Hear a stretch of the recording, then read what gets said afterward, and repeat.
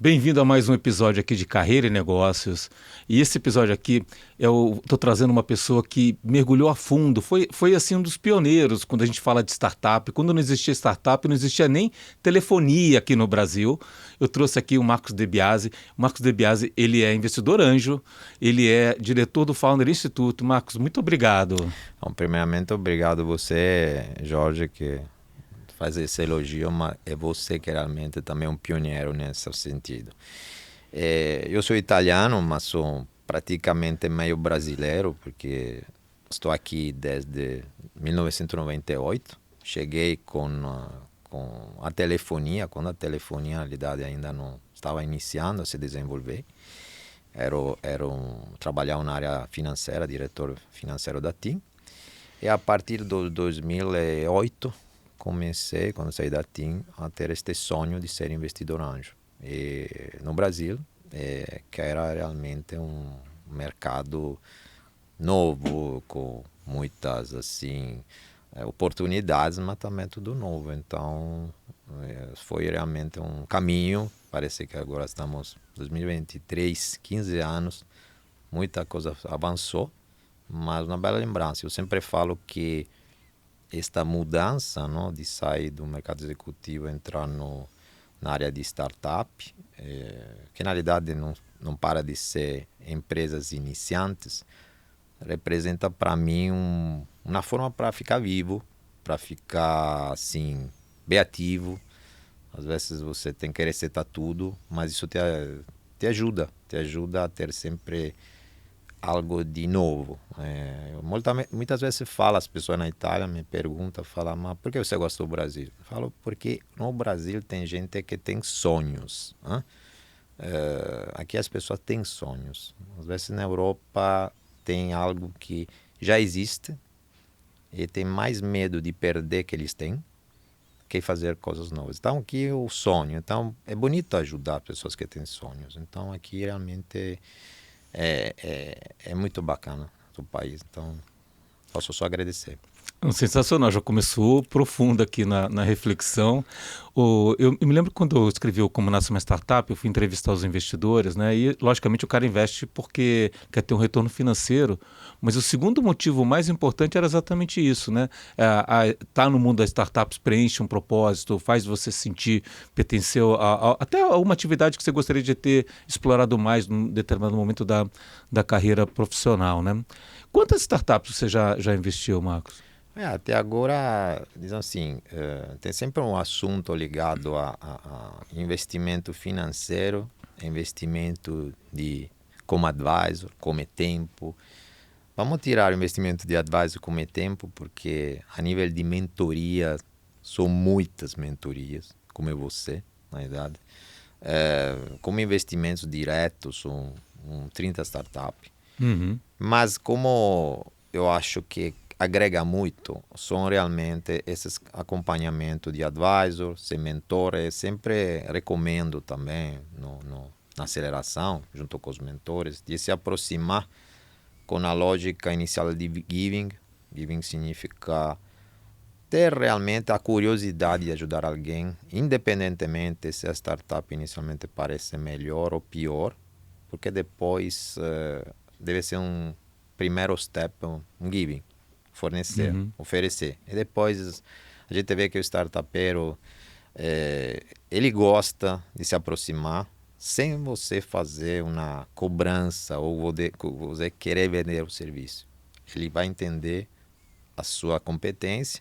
É como você falou, Jorge, é muito interessante. Muitas vezes a grande assim, vontade que o investidor anjo tem não é somente aquela de investir e ter retorno, mas também ter o retorno pessoal em relação a uma carreira, uma série de competências que ele possa compartilhar. Então, acho que isso também é importante. E quanto mais tem esta ligação, a startup também pode melhorar. Eu acho que isso também, este mix também é fundamental. Ou seja, não é somente uma relação assim, onde tem do lado a esperança de receber finanças, dinheiro, e outro só com a cobrança de ter resultado. Eu acho que deve ser um trabalho a quatro mãos.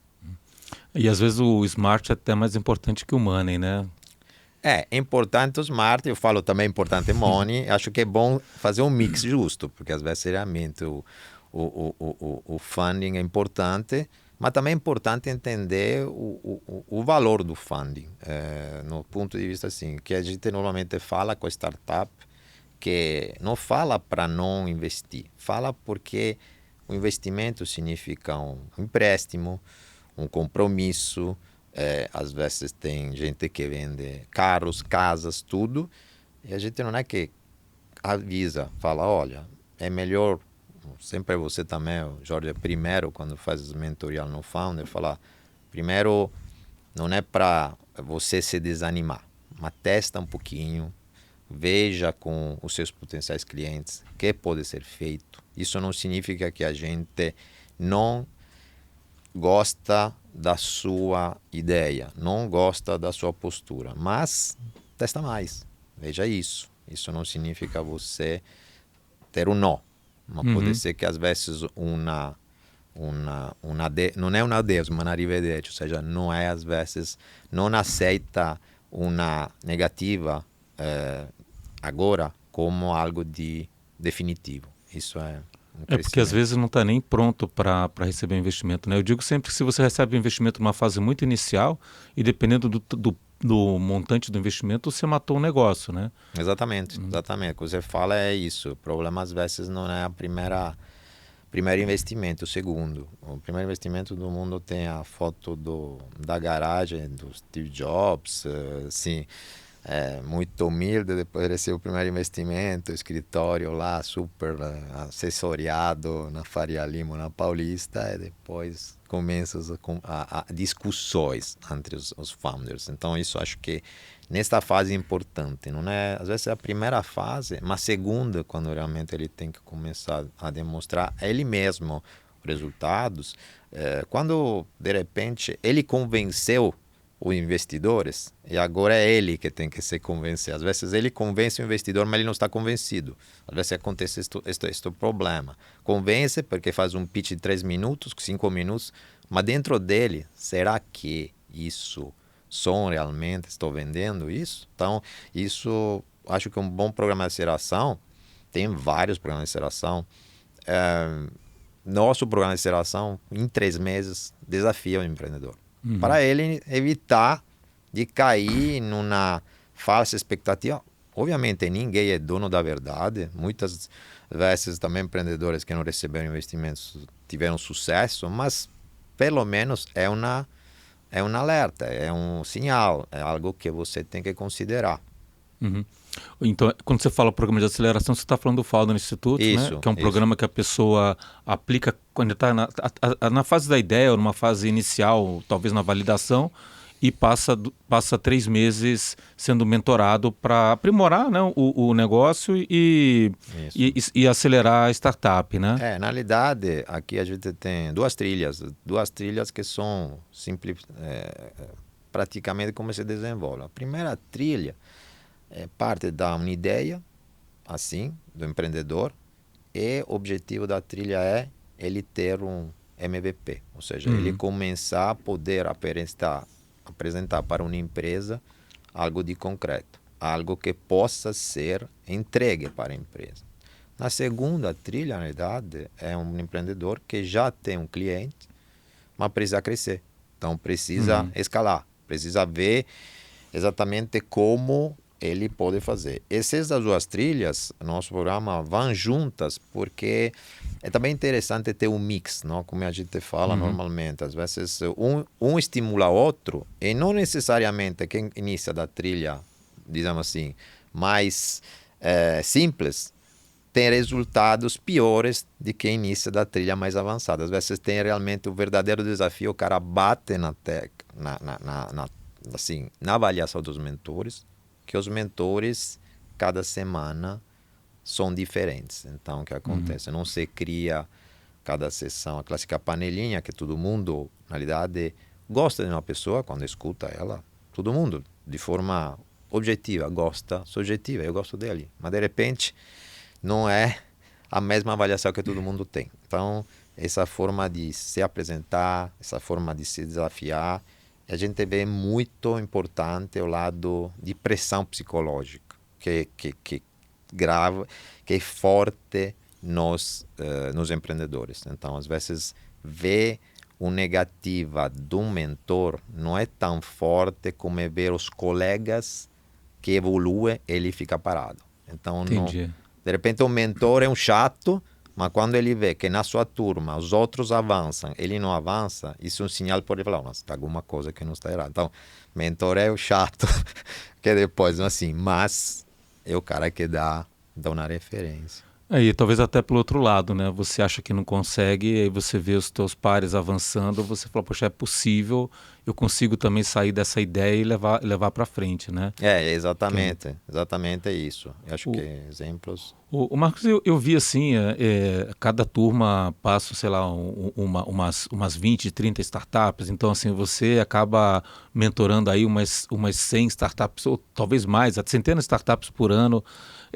Conta um pouco dessa experiência, assim, quem está querendo montar um novo negócio, quem está querendo entrar no mundo digital, quais são os problemas que você vê assim, quem está mal preparado, ou quem está fazendo sem muita experiência, o que as pessoas erram ou falham tipicamente, né?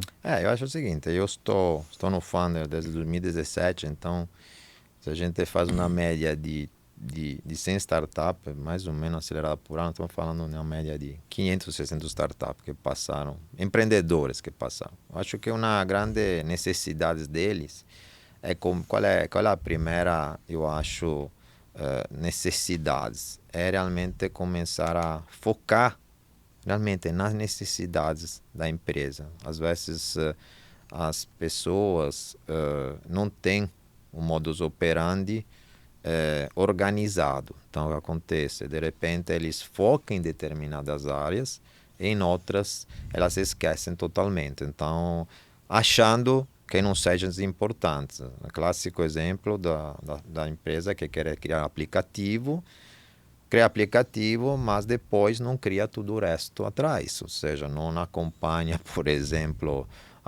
o lado de regulamentação a nível governativo, não acompanha o lado jurídico, o lado fiscal, parece uma coisa fácil de fazer, não é? Então, às vezes, mas o maior problema é depois ter uma abordagem com o cliente. Eu acho que é isso. Às vezes o empreendedor não tem esta assim, vontade de vender. Né?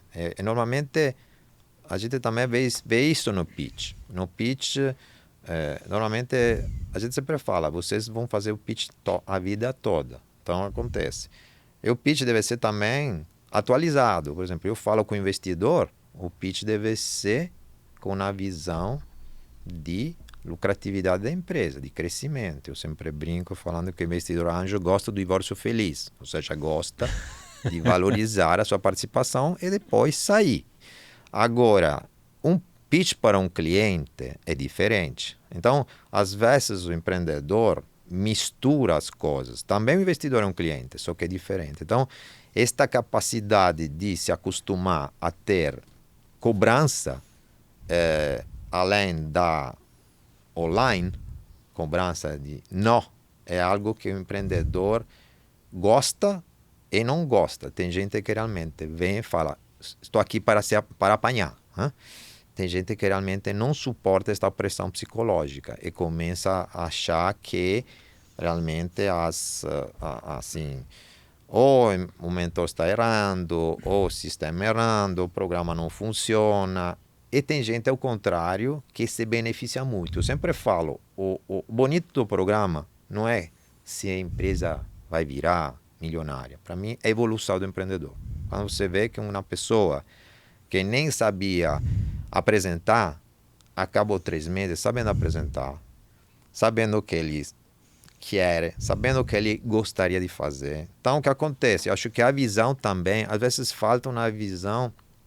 É complicado, porque a gente também, do lado de investidores, eu sempre falo, o Jorge conhece mais, mas a gente tem, especialmente com anjos, às vezes uma visão difícil. Às vezes o empreendedor fala, tem que fazer uma visão a curto prazo ou uma visão a longo prazo? Ou seja, como eu falo com o investidor? Isso é o grande problema, não? Porque se eu falo muito prudencial, o investidor fala, nossa, o cara não tem ousadia.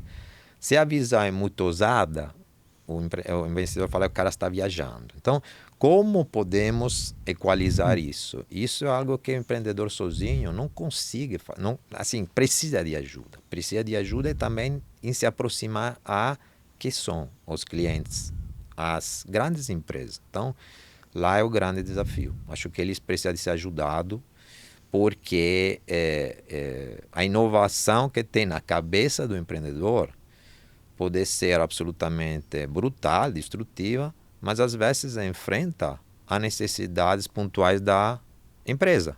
Empresa que ela precisa de resolver os problemas, mas provavelmente são os problemas dela. Então, isso às vezes tem este namoro, nossa, que bonito, fechei um contrato com esta grande empresa, depois tem a decepção.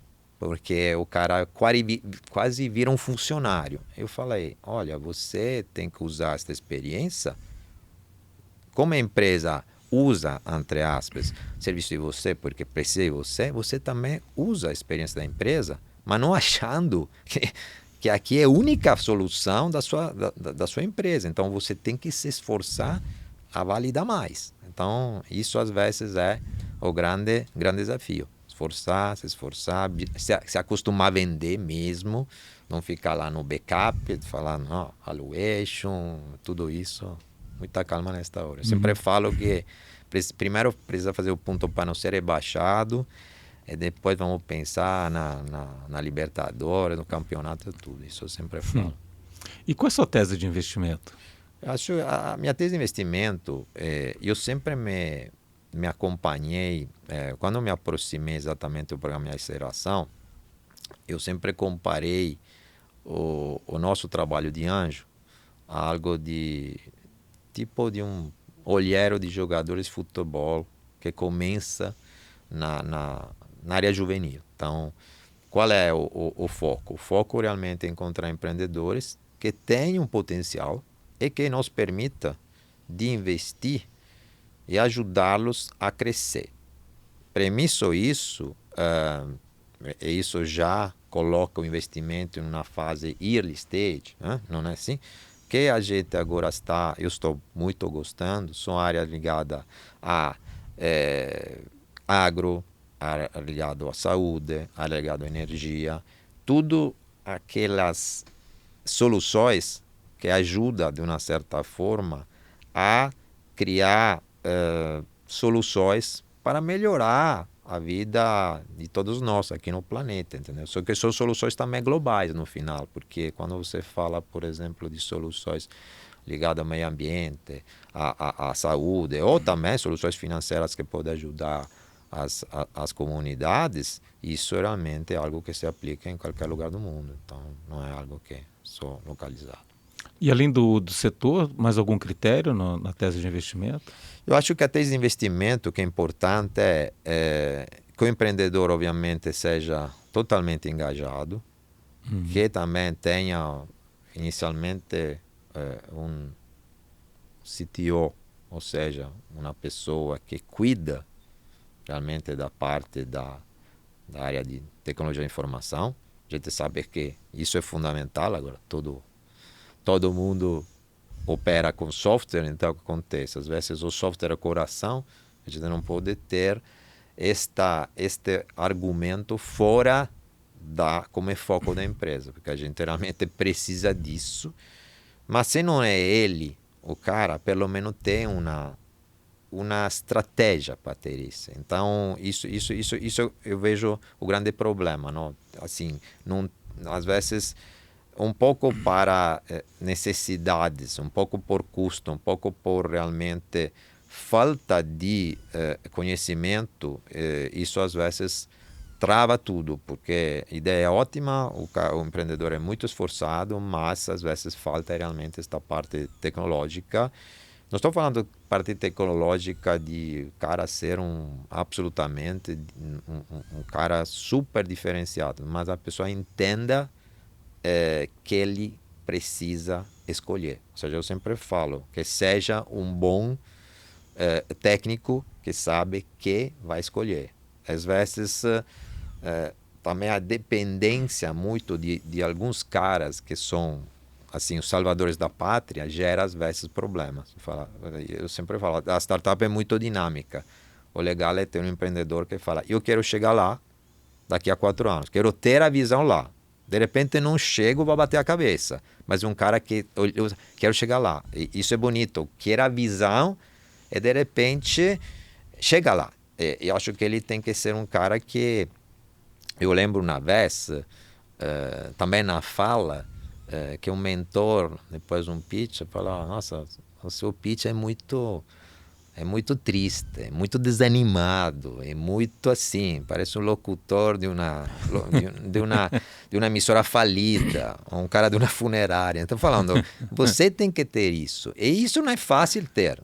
Assim, eu acho que as pessoas se acostumando vão ter. Eu acho que isso também vai dar vontade para ter parceiros, advisor, clientes. Se você não estimula isso, às vezes você tem um cara que tem medo para falar. A gente entende isso, mas tem que se soltar. Interessante. O Marcos, voltando aqui um pouco, quando a gente falando bastante aqui de negócio, mas falar um pouco de carreira, como que você veio parar aqui no Brasil? Você falou que estava na TIM, era isso? Não, como eu fui parar no Brasil? Na realidade, eu estava na Itália, eu sou italiano, me formei na Itália, eu sou do norte da Itália, aliás, sou na cidade, Veneza, que tem tudo a ver com São Paulo. Praticamente não tem um carro, tem só barcos. Então, o cara que vai de Veneza para São Paulo é bastante chocante, entendeu? Do ponto de vista assim. Mas como foi? Foi realmente que eu trabalhava com a TIM, empresa de telecomunicações, que na época não era Telecom Italia Móvel, mas se chamava Telecom Italia, porque era só telefonia fixa. E a TIM se mudou, ou seja, comprou algumas empresas na América Latina. Primeiramente foi na Argentina, que privatizou por primeira de telefonia, depois a gente foi no Chile, depois no Brasil. Você está falando de 98? 96 e depois 98 aqui no Brasil. 96, 98, que não tinha celular ainda, né? Tinha celular, mas de uma forma muito incipiente. Eu me lembro que a gente estava 2,5 milhões de assinantes aqui em todo o estado de São Paulo, mas assim, realmente a gente viu as previsões de algumas assim, consultoria americana que colocava números, a gente achava que eram malucos, que esses números absolutamente supularam para cima. Então, mas inicialmente era realmente algo de... Eu lembro que quando eu chegava aqui, na Paulista, a gente estava... A primeira coisa que fez, alugou 2 linhas telefônicas fixas, pagando $100 cada aluguel de linha, assim. E toda a comunicação do contrato, estou falando de 98, não estou falando de 1950, 98, todos os contratos assinados, me lembro ainda que amanhã a gente chegava no escritório, chegava da Itália, estava no lado do fax, um monte de papel, que eram os contratos que chegavam. Então tinha o papel da secretária que controlava. Nossa, falta esta assinatura, está fazendo, volta para a Itália. Era um trabalho absurdo. Então,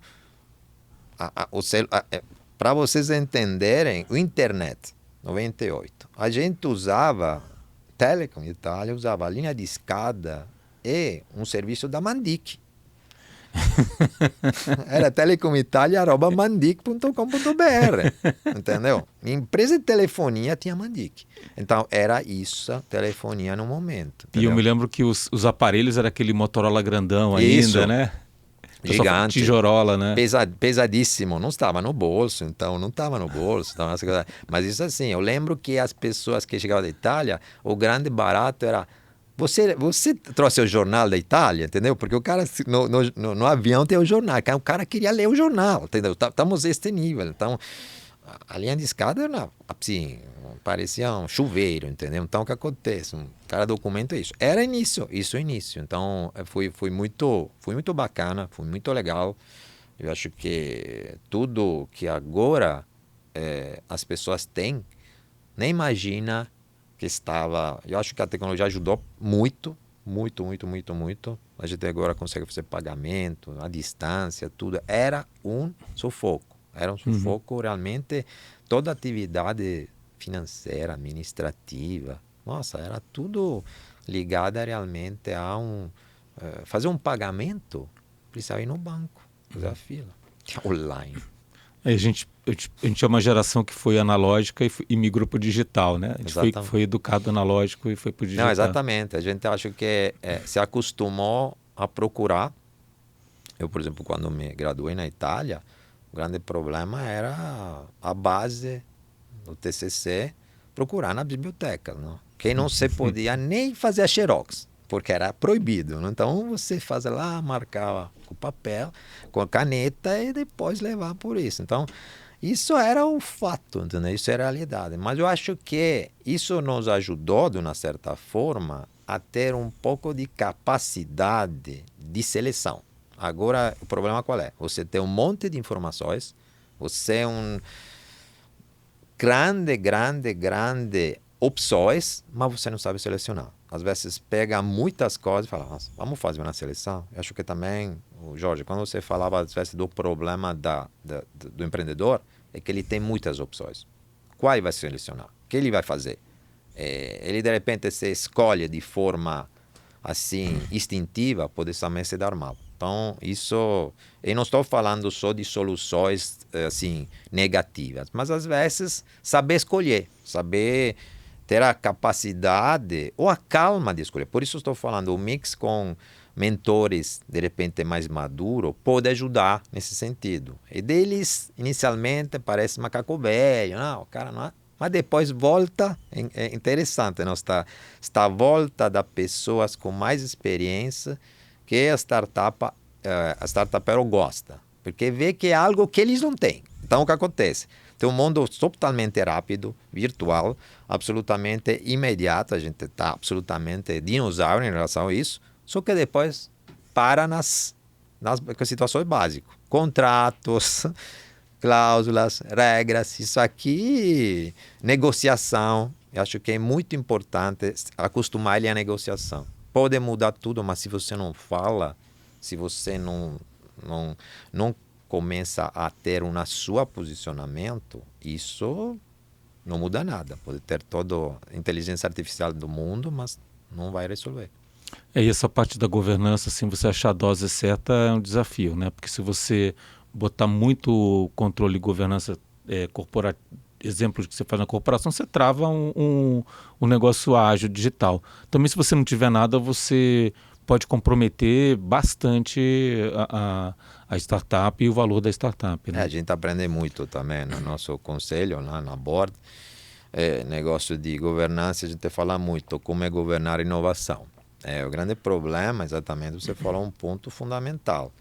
Qual é o limite de eu governar inovação? Qual é o limite que eu consiga ter para uma empresa conseguir se evoluir, mantendo, obviamente, a padrão de segurança, mas também deixando isso acontecer de forma que os talentos fiquem, porque isso é o grande problema. A gente viu, normalmente, por exemplo, a startup, qual é o problema? O problema é por exemplo, encontrar, quando ela cresce, sempre desafios para, por exemplo, desenvolvedores. Desenvolvedores, eles viajam a desafio. Eles não viajam muitas vezes. Você dá o equity, vesting, não, eles querem um desafio. Então, você tem que montar por ele um desafio. Então, ter realmente, para mim, um advisor, também na área de TI, que monta desafio e acompanha este grupo de desenvolvedores, o grande desafio, porque eles gostam. Gente de 20, 22 anos, se você falar, não, você vai ter o equity, o vesting, o cara não estão nem aí, com todo respeito. Mas se você fala, você vão criar em um ano essa realidade, o cara, nossa, adorei. São caras que podem ficar até 10 horas da noite, para a madrugada, para ter os desafios. Agora, para ser muito administrativo, não funciona. Então, eu acho que este mix de saber gerenciar esses talentos é realmente o grande desafio de todo mundo. Marcos, e uma startup, como é que você define o que é uma startup? Para mim, uma startup é uma empresa nascente que precisa que ela precisa fazer. Precisa validar o seu modelo de negócio. Assim, quando eu falo validar o seu modelo de negócio, você valida como?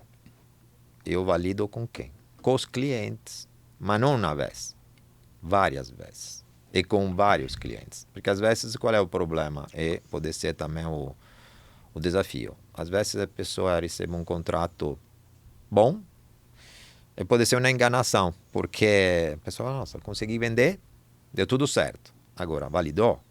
Não sei se validou. Acho que precisa que valide. E quando você depois valida com mais um cliente, começa a crescer, a ter...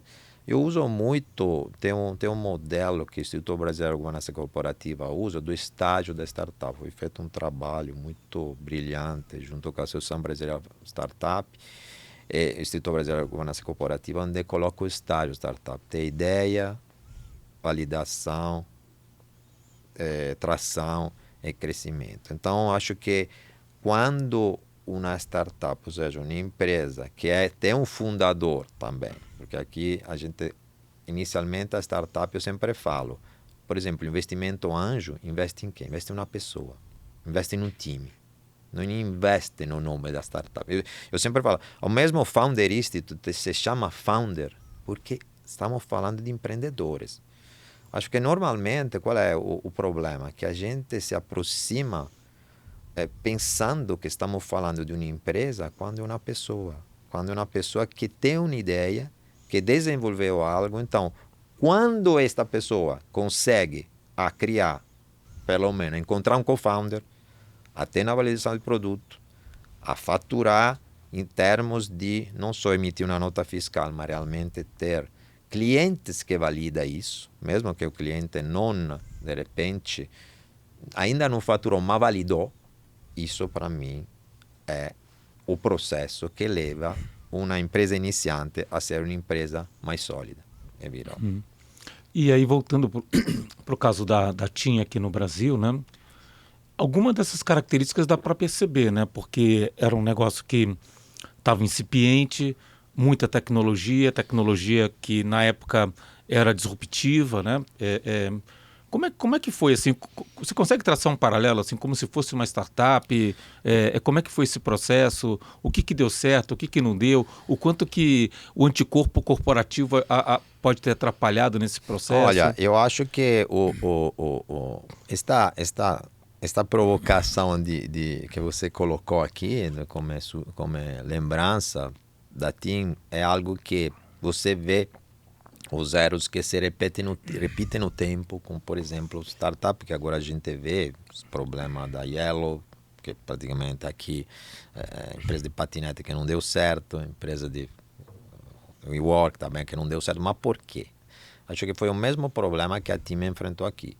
A TIM chegou aqui achando que só a tecnologia pudesse fazer vender isso. E começou a bater em problema seríssimo, problema de regulamentação, de território, de antenas, de redes, de pagamentos, de formas diferentes por território diferente que o Brasil. Então, a TIM tinha tudo para dar certo, mas chegou um ponto que quase faliu porque não estava entregando. A gente estava na loja, as pessoas entravam na loja e as pessoas queriam o celular do Ronaldo, Ronaldinho, assim, Ronaldo fenômeno, não Ronaldinho Gaúcho. Então, porque ele era patrocinador e jogava no time da Inter de Milão, que era patrocinador da TIM na época. Então as pessoas entravam lá. Mas qual foi o erro? Foi, inicialmente, que foi um erro correto, confiar somente no própria experiência tecnológica, não fazendo aquela que sempre a gente fala, que eu estou fazendo, sempre falo, porque como italiano aqui sempre faço, a tropicalização da solução, ou seja, entender a diferença das soluções em um território diferente. Então, não significa porque se dá certo num lugar, também tem que dar certo. Mas quais são os detalhes? Quais são as necessidades? Eu lembro que estava uma situação realmente de a mesma diferença entre Argentina, Chile e Brasil eram 3 países totalmente diferentes. Então, não estava a mesma coisa. Então, isso realmente é a capacidade de começar a fazer uma pesquisa antes, de investir nisso, de começar isso. E muitas vezes não tem esta paciência. Você acha só que poder, força econômica resolve. Às vezes você investe e vai jogar dinheiro fora. Então, o que acontece? Isso é o grande problema. Ou seja, eu acho que cada mercado tem a necessidade de ser enfrentado de forma absolutamente específica. Não adianta só a tecnologia. Se você investe em tecnologia... E também eu acho que é muita... eu vi, às vezes é falta de humildade. Eu acho que às vezes tem isso. A gente está estamos com X número de clientes lá fora, a gente tem tecnologia mais avançada, isso é verdade, só que aqui é outra coisa. Aqui é outra coisa. Então você tem que resetar e começar com humildade do zero. Do zero com esta visão. A gente aqui está numa outra realidade. Está trazendo outra realidade. É bonito, especialmente falando do Brasil, o povo brasileiro, eu tenho também cidadania brasileira agora, sou meio brasileiro assim, mas é muito curioso, mas também não pode ser considerado um povo passivo. Né? Às vezes você vê com uma solução e não se envolve o povo brasileiro. Então, o que acontece? Isso não vai dar certo, porque as pessoas também querem a curiosidade, mas também querem participar. Então, é muito fácil culpar, às vezes, o país se você não envolve as pessoas aqui dentro. Então, não, é culpa do sistema, culpa do país, mas você envolver as pessoas? Não, mas, assim, só ter, bom, às vezes, a visão que são só executores, não? Tem que ser também parte do negócio. Então, às vezes, eu, assim, por uma sorte de, acho, vamos em outro país, vamos instalar a empresa, tem os seus nossos, ok. Mas os locais são fundamentais. O Brasil é muito curioso, é muito aberto. Eu lembro que também definiram na época, assim, a TIM era não Telecom Italia Móvel, era todos os italianos mandam. Eles falaram. Pero, assim, era isso. Mas depois é bonito, porque se cria esta relação, a empresa começa a ter esta característica mais local, que depois faz isso levantar. Mas às vezes tem esta barreira. Barreira lá é barreira aqui. Então fica na situação de realmente resistência. O Marcos, e aí você ficou 10 anos na TIM, né? Você estava comentando. E o que despertou assim? Por que você sai e vai investir em startup? Acho que em 2008 nem tinha muito conceito de startup, né? Era pouco divulgado o nome e tudo. Eu acho que isso é mais o Marco que queria mudar um pouco a vida do Marco em relação à carreira dele. Você chega no ponto da vida corporativa onde você, por quanto a vida corporativa seja uma vida bem bacana, eu sempre falava La Mamma Telecom Italia, não? Que era a empresa que te trouxe aqui, que te dava tudo, que tinha também uma raiz italiana, mas você era quase, entre aspas, segregado lá, sequestrado, ou seja, qualquer coisa você estava dependendo dela. Vai para cá, vai para lá, volta para a Itália, ou seja, e você olhava, nossa, que paradoxalmente negócios que estavam acontecendo na TIM, você era parte, mas você era um funcionário. Então falar, nossa, mas eu quero ficar assim toda a vida assim, dependendo esta situação. Não quero. E você chega a uma idade que você muda nessa idade ou não muda mais. Eu tenho colegas, por exemplo, que ficaram lá, estão ainda lá. E sempre falam a mesma coisa. Às vezes, reclama da aposentadoria, reclama da empresa, reclama isso, só reclama, entendeu? Mas tem um salário ótimo, fantástico. Só que eles não são. Se o cara fica na empresa e é feliz, mas são infelizes. Então o que acontece? Qual é o negócio? Reset. Então, e foi um grupo de malucos, eu falo, que foram fazer uma viagem nos Estados Unidos. Este é o conceito de Angel Invest. Olha, que bacana, financeiro, vamos ver que dá. Vamos montar isso. E como se montou aqui, praticamente? A gente estava com a primeira parceria foi... Mas antes de chegar nesse ponto, assim, só É. teve algum momento, alguma coisa, o que deu esse clique que você resolveu? Na realidade, era o sonho de fazer quase um negócio próprio, ligado realmente ao mercado financeiro. Você olhava investimento, grandes coisas, mas falava, vamos fazer alguma coisa que é nossa. Uhum. Não é uma coisa... A gente era sempre números, não? Eu, assim, você é diretor financeiro, mas assim, não conhece, por exemplo, da área jurídica, não conhece do marketing, porque você é nesse segmento, nessa vertical. Então, nossa, mas a gente tem todos... Está vendo o que acontece, mas por que a gente não começa a se desafiar?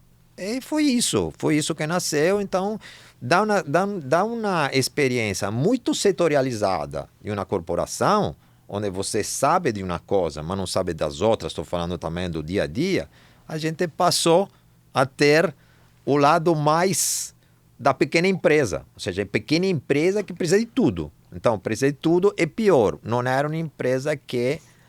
O desafio era, quem vai investir nela? Uhum. Não vai no banco. Então, convencer um grupo de pessoas foi realmente isso. Assim, eu lembro... E aí vocês criaram o SP Angels, né? Foi, lá São Paulo Anjo foi isso, foi exatamente uma associação.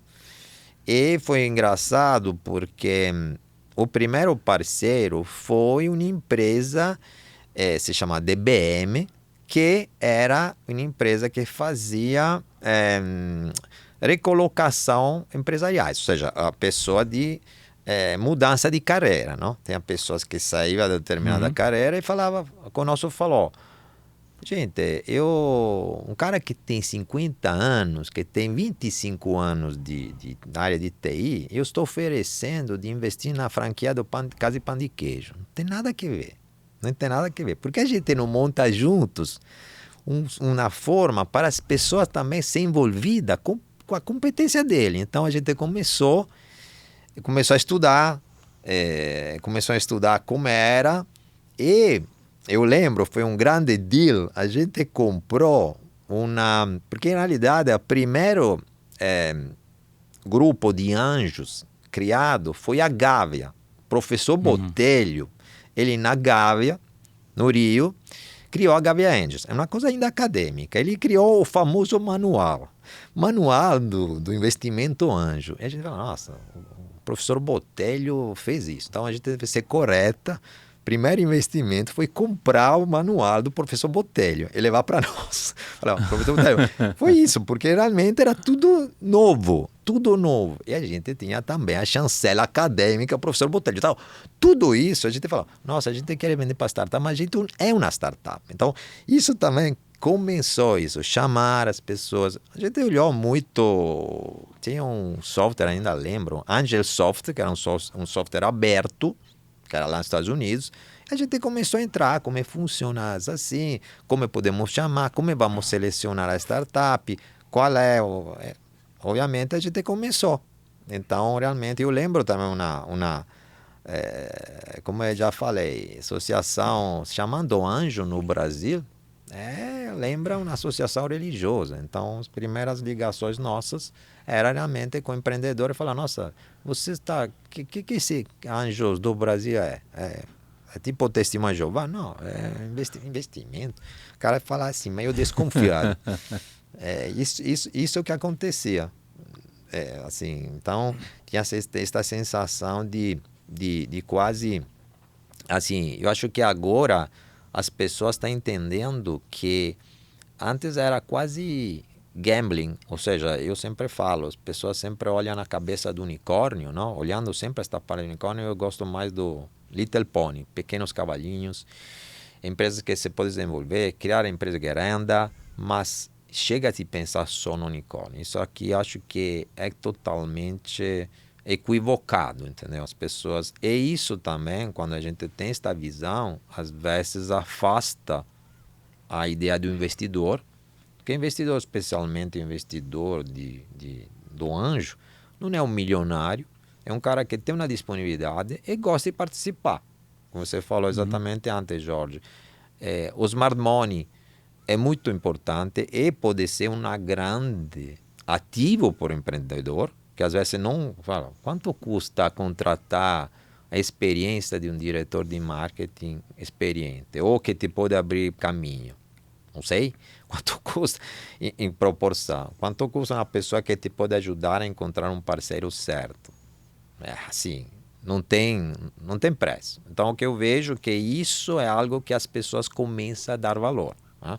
Só que acho que dos dois lados precisa também ter uma certa seriedade e também uma certa tolerância às vezes, porque não todos, obviamente, os negócios não vão dar certo. Não todas as pessoas... Eu acho que as pessoas às vezes têm falsa expectativa. Às vezes as pessoas, por exemplo, gostei do cara, quero que seja advisor. Mas percebe depois 3, 4 meses, os dois, que não tem fit. Mas não porque o cara não entrega, porque o cara não... Os dois não se dá bem. Isso é normal. Agora, não é uma tragédia ter isso. Por isso estou falando, o programa de aceleração bom é um programa que te permite já de ter estas relações com mentores, estudos, em um ambiente protegido, um ambiente que, de uma certa forma, as pessoas se conhecem. Imagina um empreendedor sozinho, começar a procurar alguém, começar a fazer um contrato com alguém, começar a ter um compromisso que pode também prejudicá-lo na frente. Então, acho que isso é muito importante. O empreendedor ter um ambiente de trabalho que seja saudável, que seja idôneo. Depois, dá certo ou dá errado, vamos ver. Mas, pelo menos, já não sai no prejuízo. E como é que foi para você essa transformação? Assim? Então, vamos pegar assim, 6 meses antes, ainda tá na TIM, antes dessa transição...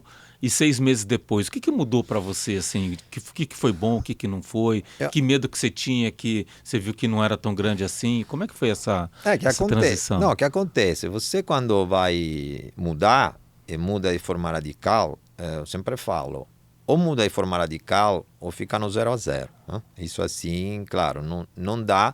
É a mesma coisa que falo com as pessoas que trabalham comigo no investimento. A gente tem que começar a focar 100% no negócio. Eu acho que isso também é uma forma que às vezes algumas associações de anjo ligada muito à faculdade, que cresce de forma muito rápida, também não tem uma sustentação, porque precisa focar no negócio. Então, precisa tentar de construir algo.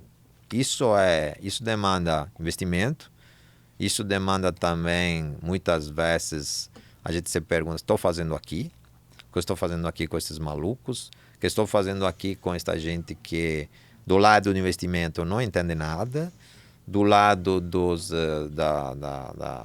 da startup também é difícil encontrar as pessoas que, na época, entendessem que precisava, por exemplo, assinar um contrato, alguma coisa. Então, foi realmente um desafio, mas foi muito crescimento, ou seja, foi virar a chave. Você chegou a um ponto da vida corporativa que era cansado, assim, falar, nossa, vamos ver que dá.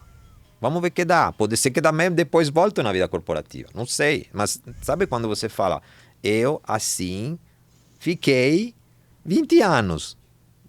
Se não mudo agora, não mudo mais. Eu vejo meus ex-colegas, são ainda lá, então acontece. Então você sai na necessidade sua pessoal de falar, quero uma outra experiência, quero ver exatamente que posso aprender e como eu posso desafiar. Lá era quase um piloto automático, você seguia as coisas, você às vezes decidia assim, como eu falava, todos os italianos mandam, não? Do ponto de vista assim, decidia Roma, entendeu? Ou Milão, eu não estava lá. Então, você podia trabalhar, mas contava até a página 2. Então, depois, acabou. Então, o que acontece? Eu vejo isso. A possibilidade também de você ter a seu sonho, a sua ideia. Vamos ver como dá. Vamos também fazer uma atmosfera um pouco mais menos rígida, menos informal, vamos ver. Então, por que a gente não vai entrar nisso? Era isso, às vezes que sai na cabeça coisas, quero mais. E aí quando você, aí pegando agora de 2008 agora para 2023, né? Como é que era empreender naquela época e hoje, né? Essa parte de empreender digital, né? O que evoluiu, o que mudou? Eu acho que evoluiu muito. Eu acho que, especialmente falando de maneira em forma específica da relação do crescimento de startup, você também sabe, mas assim, que a gente viu, o grande, digamos, virada de chave foi entre 2015 e 2016, quando as empresas brasileiras começaram a fazer inovação para fora. Então, o que acontece? Ela antes inovava muito para dentro e, a partir de 2015, 2016, fizeram o quê? Começaram a perceber que o investimento interno podia ser muito demorado. Você investir em pessoas que depois poderia sair por concorrência, então começaram a procurar soluções externas. E lá começou esta relação com a startup, ou seja, o famoso que a gente agora fala corporate venture. Na realidade, nasceu da necessidade das empresas inovar de forma de poder procurar no mercado soluções que tivessem algo de rápido, de fácil para escolher e de uma certa forma não obrigassem ela a ter uma estrutura muito pesada internamente. Então, isso mudou muito a relação da startup com o mundo empresarial. Então, há oportunidades também que virou com investidores. Agora, do ponto de vista tecnológico, a gente realmente, eu lembro que inicialmente tinha primeiramente, todas as comunicações eram feitas muito de forma presencial. Mesmo que as pessoas fossem realmente assim, se usasse internet, tudo, mas a relação, seja com os mentores, seja com investidores, seja com as empresas, era muito presencial. Presencial, olho no olho. Eu acho que isso ficou até depois até a pandemia, mas a mudança veio a pandemia forte. No ponto de vista assim, a pandemia nos trouxe realmente a necessidade de ter uma forma para viver, para comunicar, mas também isso mudou também a lógica do investimento, acreditar, por exemplo, nisso. Mas, por exemplo, estamos falando, eu me lembro ainda o primeiro investimento anjo que a gente teve, eu me lembro, obviamente, eram 20 anjos espalhados no Brasil. Eu lembro aquele contrato de mútuo que tinha tanto de quel carimbo de reconhecimento de assinatura que chegou no final, quando a gente entregou, estava rasgado, porque era Marco assina, reconhece a firma. Outra pessoa no Rio assina, reconhece a firma. Outra pessoa lá em Brasília assina, reconhece a firma.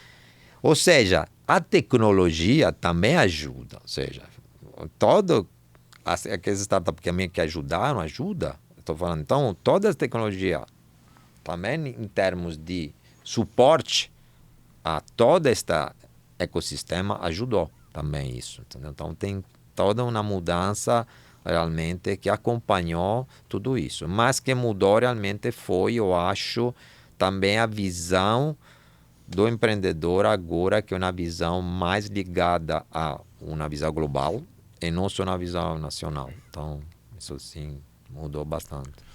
E se a gente faz um paralelo, né? Então, vou pegar aqui alguns marcos, né? Você falou assim, 2098, quem tinha telefone fixo vendia por $5.000, $10.000, né? Aí você pega 2008, olha, vou assinar um contrato, eu vou ter que ir no cartório e mandar pelo correio para outra pessoa assinar em outra cidade, tal, talvez um processo que vai levar um mês para ser concluído, né?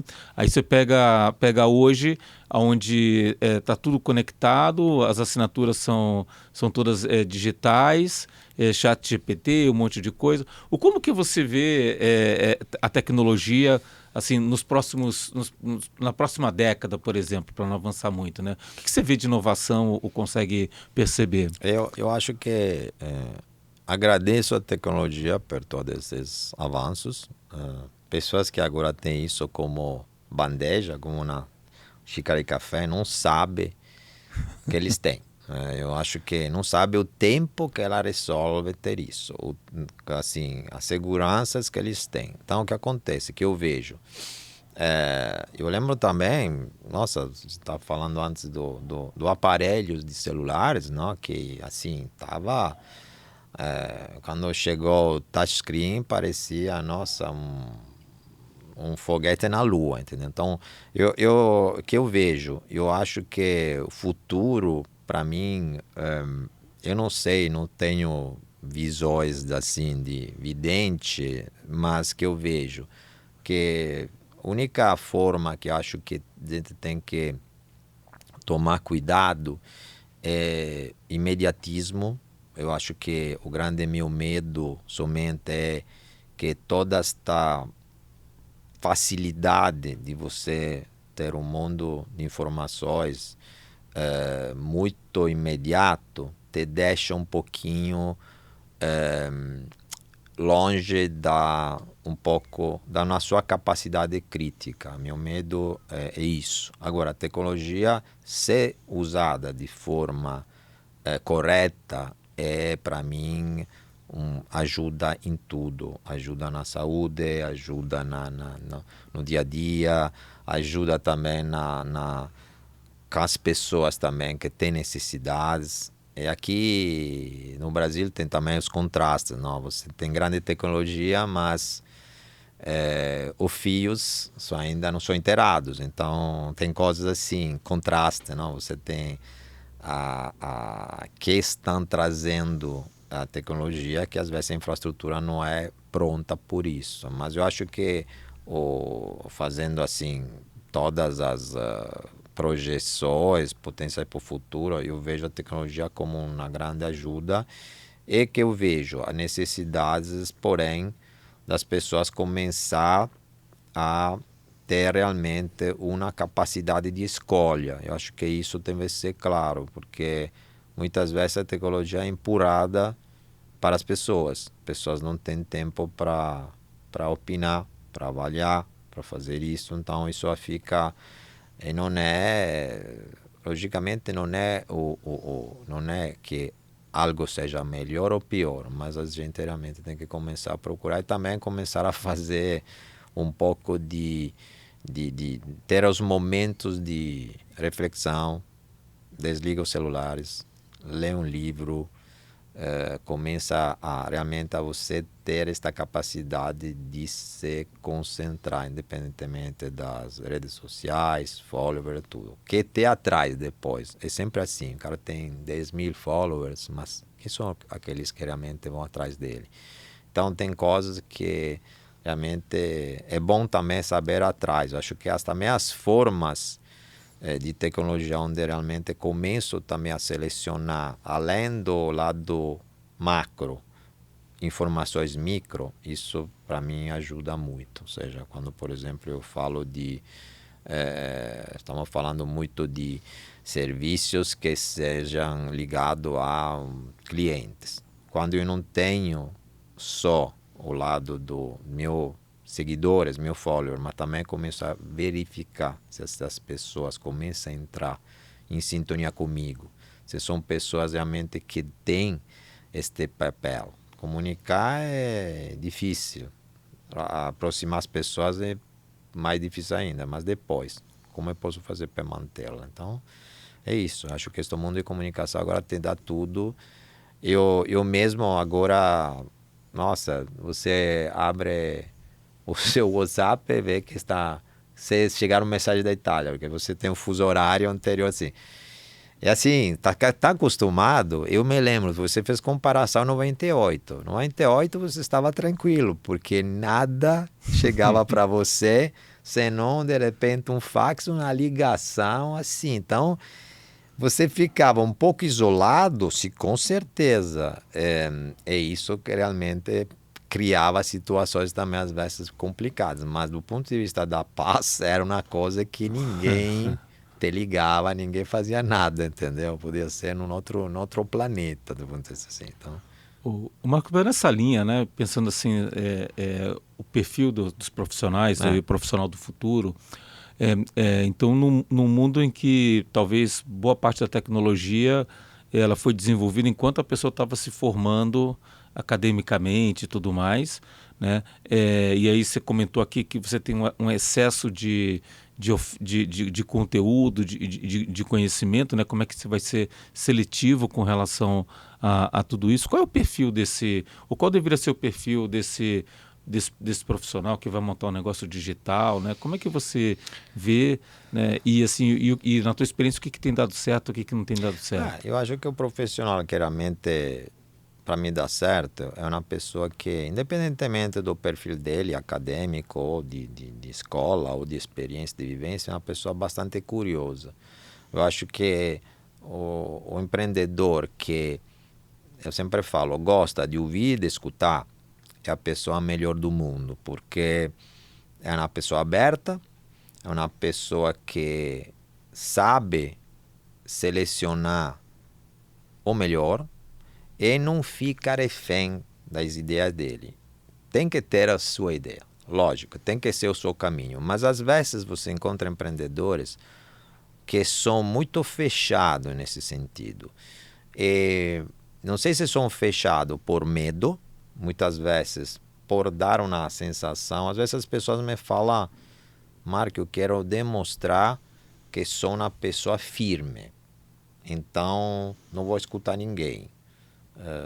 Às vezes, assim, interpretar essas pessoas é também entender qual é o perfil dele perante os outros. Então, acontece que eu vejo uma pessoa que seja aberta, que seja capaz, como eu falava antes, de ser um grande... Quando eu falo, o empreendedor não precisa fazer tudo, mas o empreendedor precisa saber quem escolher. O grande técnico é nisso, não é o cara que... É o cara que sabe escolher. E eu acho que às vezes o empreendedor confia muito em, por exemplo, pessoas ou soluções que realmente não são feitas por ele, né? São ferramentas que ele vai usar.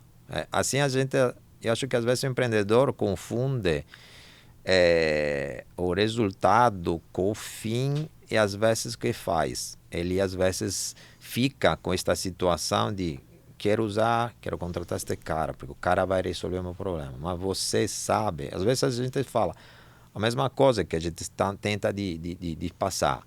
Você sabe quem vai escolher. Ou seja, este conhecimento de base é muito importante. Então, normalmente é interessante, porque às vezes você culpa a escola, a academia, que é muito generalista, não? O pessoal fala, nossa, não dá conteúdos, não dá mas esta gente, como sabe? Às vezes você tem um super técnico, um cara que sabe tudo de tema, mas não sabe nada de contrato. Zero. E você fala com ele e fala, nossa, é muito inocente o cara. O cara não viu na planilha financeira. O cara está pedindo 1 milhão. O cara não viu na planilha financeira.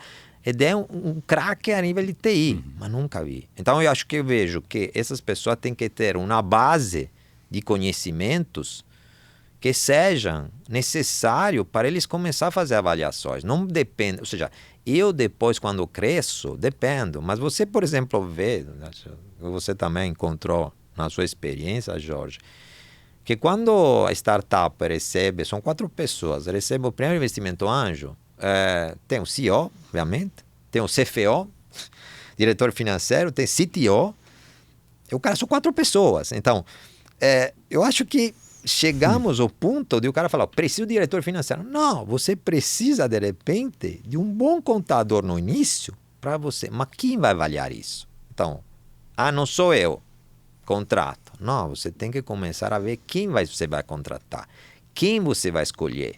Não pode depender sempre da pessoa, mas você utiliza essa pessoa fazendo uma pré-escolha, entendeu? Eu normalmente falo que eu às vezes me sinto, não, quando eu estava aqui na primeira vez no Brasil, primeiros anos, que você tem a negociar, o grande problema era negociar com encanador, com marceneiro, fala, nossa, tão difícil, o cara sente aqui, sente sotaque diferente, me parece ser um turista chinês em Veneza que negocia com o gondoleiro, entendeu? A tarifa. Então, tá assim, entendeu? Eu me sinto assim. Eu vejo que a mesma situação acontece com, por exemplo, às vezes, os empreendedores que, por exemplo, contratam um profissional. Não tem a mínima ideia de que está falando.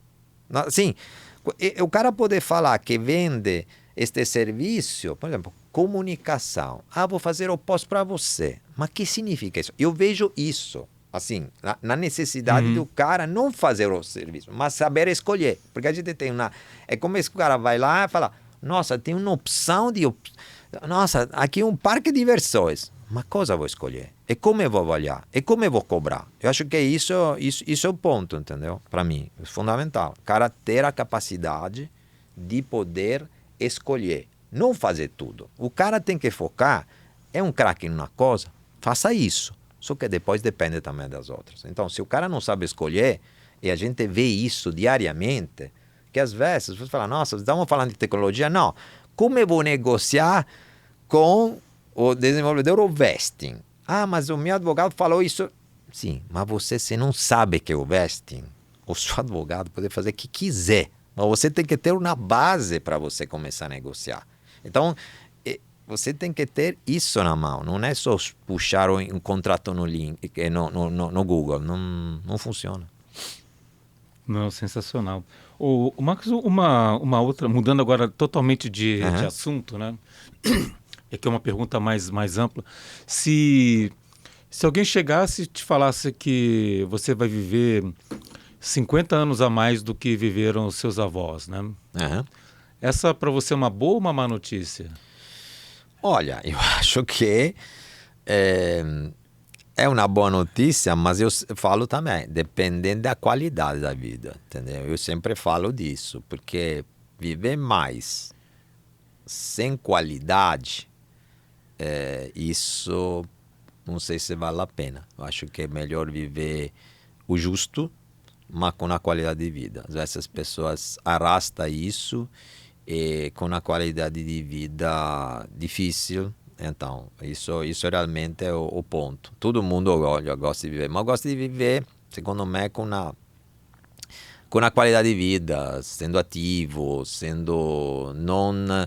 O triste é depender dos outros, não? Sempre as pessoas falam. Então, lógico que chega um ponto, todo mundo é mais velho e precisa dos outros, mas eu acho que todo mundo tem o sonho de viver mais. Eu acho que ninguém gosta de não ter este sonho. Eu acho que pode ser realmente a pergunta que podemos fazer com muitas pessoas. Aliás, boa pergunta, a gente pode também, sugestão para fazer por vários.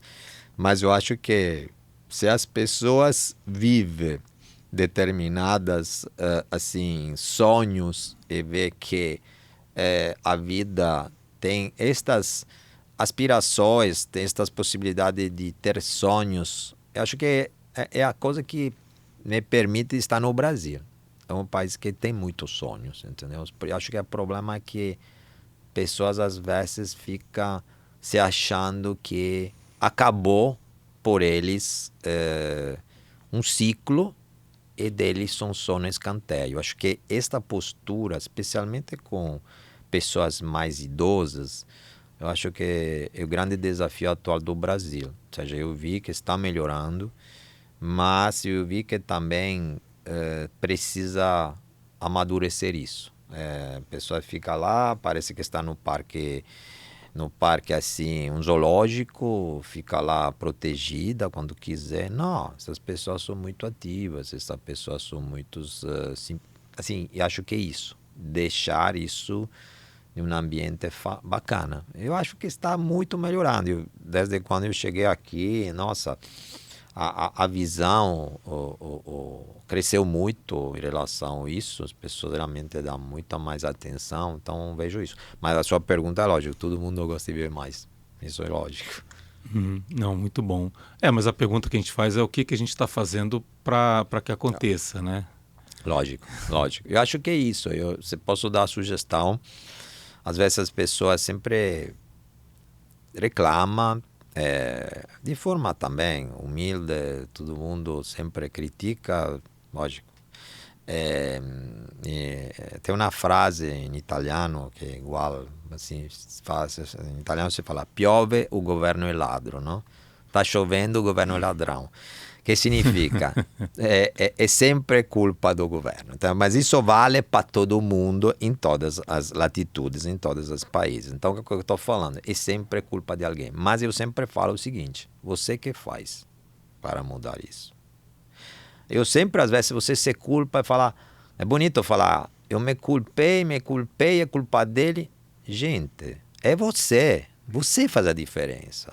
Eu vejo isso cada santo dia. Às vezes você fica bravo lá, nossa, mas o cara não fizeram isso para mim, não fez. Depois você pensa 3, 1, 2, 3. Não, mas estou falando besteira isso aqui. Sou eu que não estou. Às vezes, especialmente nós somos latinos, não? Italiano também, mas o povo latino é muito, assim, gosta de falar, gosta de liberar, assim, é uma mentalidade muito, por isso eu gosto muito do Brasil, porque é latino, então o que acontece? Tem essas emoções, mas falo, nossa, é sempre culpa do juiz ou eu também como estou jogando? Hein? Não, sempre é culpa dos outros. Acho que é isso, você vai crescer quando você vai começar a falar, nossa, eu também fiz algo de errado. Hein? Isso é difícil. Eu sempre falo com o empreendedor, não sou eu que vou falar, é você que vai pensar. Eu falo, estava errado. Às vezes estava errado, mas ninguém falou comigo. Eu acho que essa relação. Sempre a gente fala, um verdadeiro amigo é aquele que te passa, você está indo no caminho errado. Para de falar, porque te quero ajudar. O cara fala, não, tá tudo bem, tá tudo ótimo. O cara nem cuida de você. Então, acho que é isso. Sensacional. Bom, quem quiser te encontrar, como é que te acessa? Olha, eu tenho meu perfil LinkedIn, se chama De Biasi Marco, e também sou diretor do Founder, tem empresa de anjo, então quem pode... Procura no LinkedIn ou tranquilo. No próprio site do Founder, eu sou muito... Sou como você, Jorge, eu sou muito aberto, não sou pessoas fechadas, de jeito nenhum. Eu passei às vezes por, assim, eu não quero fazer comigo que às vezes aconteceu comigo. Ou seja, quero ser, obviamente, com a disponibilidade que as pessoas têm, aberto, disponível com todo mundo. Eu sempre falo com as pessoas, especialmente os empreendedores, que eu aprendo muito mais dele, da experiência dele, e dele são muito crescimento. Então, cada palavra, cada coisa é muito valiosa. É muito valiosa. E depois, eu também o recado que passo também para os mentores, toda a gente que fala, nossa, estou perdendo tempo. Nossa, a gente realmente... Se calculasse as horas de mentoria, Jorge, a gente ficaria bilionária. Mas estou falando do ponto de vista prático, eu aprendo muito. Então, é bonito, eu sempre falo, às vezes falo com o mentor, é bonito você acordar de manhã e ter alguém que quer falar com você. Porque você tem uma competência que ele gosta de ouvir você. É bonito. O cara se acorda e não tem ninguém que quer falar com ele. Além da esposa, namorado, não sei, um companheiro, não sei o que. Mas eu estou falando, é bonito se acordar isso. Se a pessoa pensa nisso e tira egoísmo, eu acho que eu passei, quando eu era no mundo corporativo, eu passei muito mais egoísmo, entendeu? Porque você era muito mais ligado a objetivos, ao chefe, aos grandes números. E todo este mundo que agora estou fazendo, não. Absolutamente era completamente, era pequena empresa. Nossa, o cara, um pequeno empresário, que é isso? Sabe assim, é uma mudança de paradigma. Às vezes o grande problema, às vezes, do mesmo mentor que teve essa experiência, eu acho que ele tem que fazer realmente trocar. Passar de 220 a 110, entendeu? Começar a falar, esse é um outro mundo. Mas não é absolutamente menos glamuroso, menos de crescimento que o outro. Absolutamente para mim. São duas coisas. Mas dos pequenos, os grandes precisam pequenos. Então, o que acontece? Então, para mim é muito eu aprendi muito, né? Como mentor do Founder, né? Principalmente quando eu pego o livro, né? Como Nasce uma Startup, eu olhava e falava assim, o que eu sempre falo, eu sempre repito a mesma coisa. E aí você vai escrevendo, vai colocando no papel, e depois quando você está dando mentoria, fala, poxa, isso aqui está no capítulo 3, aí isso aqui está no capítulo 6, aí você já tem a referência. Eu falava, então tá no caminho certo. Não, com certeza. Esse livro, Como Nasce uma Startup, eu recebi durante a pandemia. Você me enviou. E chegou na pandemia, que chegava sempre as coisas que chegavam durante a pandemia, chegava sempre, parecia, sabe, uma coisa, pacote, sabe assim. A gente, nossa, todo mundo higienizava tudo. Não falei, nossa, mas isso aqui foi muito legal, porque durante a pandemia, a certo ponto, você começava a ler, entendeu? Eu li, eu falei, nossa, que bacana isso, que realmente todo mundo fala de startup já formada, unicórnio, mas como nasce a startup?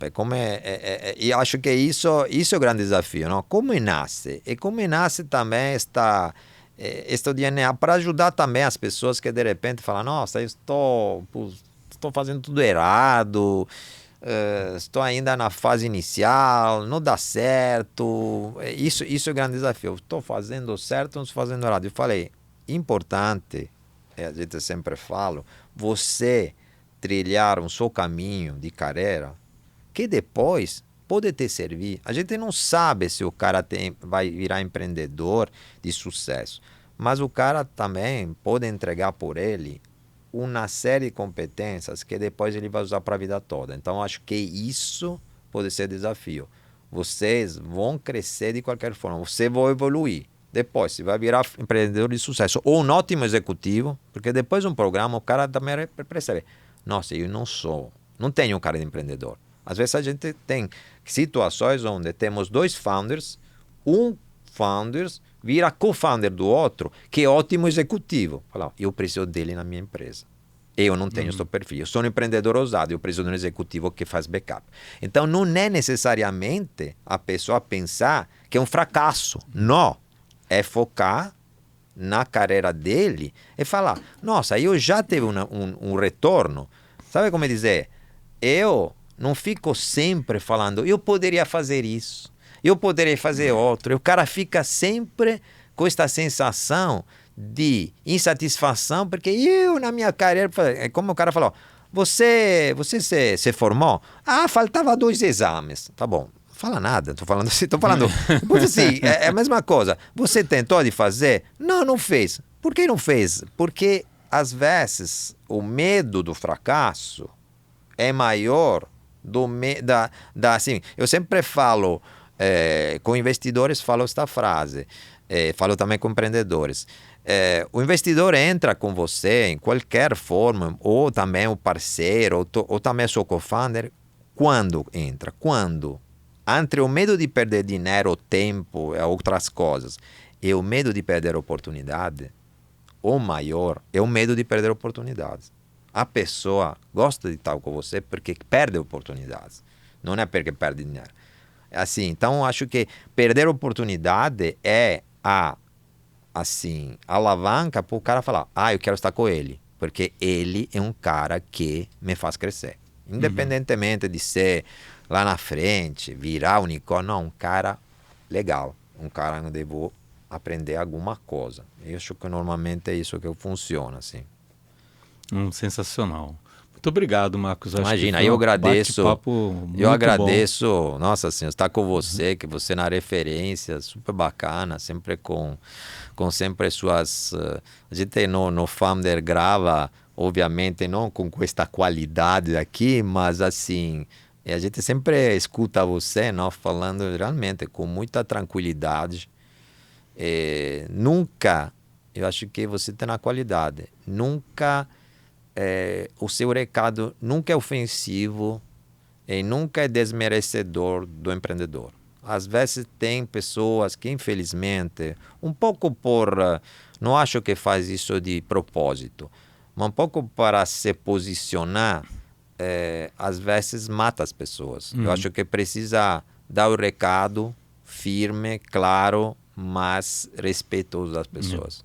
Às vezes isso não acontece, infelizmente. A gente cria e tem um balanço, né? Você não pode ser desrespeitoso, mas também você não pode não dar o recado que talvez até pior, né? Isso. Mas às vezes parece o seguinte, você tendo uma postura desrespeitosa, você não passa o recado que poderia passar. É verdade. Às vezes o cara tem que receber ou não. Tem que ser dropado, ou seja, tem que sair do programa. Mas não porque ele é pior, não é nada de pessoal. Ele não se encaixa. Para ele entender, volta daqui a um ano, volta daqui a 2 anos, faça algo diferente.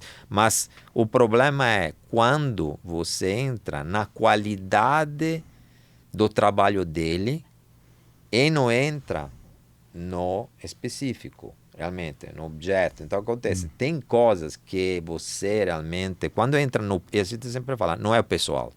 Aqui não é pessoal. Você é uma ótima pessoa, você é 10, mas aqui, exatamente porque você é 10, eu te ajudo a você não ter esse problema. Porque depois você vai ter problema lá na frente. E vou te prejudicar. Você, de repente, investe todo o seu dinheiro lá. Aí fazer o quê? Depois vai lá, nossa, é lindo, maravilhoso, esse sonho não se realizar. Irá um pesadelo. Investe o dinheiro e investe o tempo, né? Que Exatamente, exato tempo. Muito bom. Imagina. Gente, então aqui, carreira e negócios, se você tem alguém que quer entrar no mundo digital, tem uma startup, está buscando investimento, aceleração, compartilha esse episódio, segue a gente aqui nos canais e muito sucesso. Obrigado.